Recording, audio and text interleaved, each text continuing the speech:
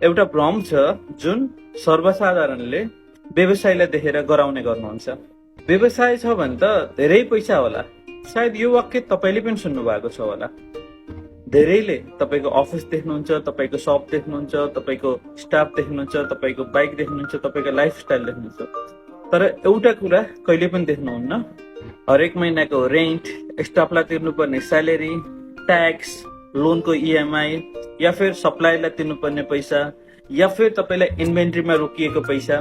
बाहिरबाट हेर्दा व्यवसाय एकदम चम्किलो देखिन्छ, तर धेरै व्यवसायहरूले रातिमा एउटा कुरा सोचेर सुत्न सक्नुहुन्न, अर्को महिनाको क्यास फ्लो कसरी मिलाउने।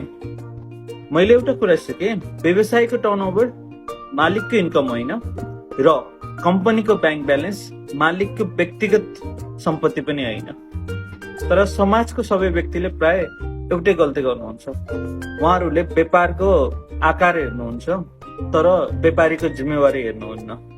त्यसैले धेरै व्यवसायहरू सफल देखिनुपर्ने दबावमा पनि बाँचिरहेका हुन्छ, तर भित्र चाहिँ एकदमै फाइनेन्सियल प्रेसर भइरहेको हुन्छ। बाहिर मुस्कान, भित्र चिन्ता हुन्छ। बाहिर कन्फिडेन्स देखिनुहुन्छ तर भित्र डर भइरहेको हुन्छ।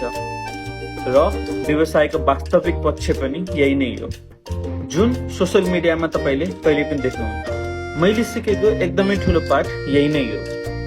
धनी देखिनु र आर्थिक रूपमा बलियो हुनु एउटै कुरा होइन।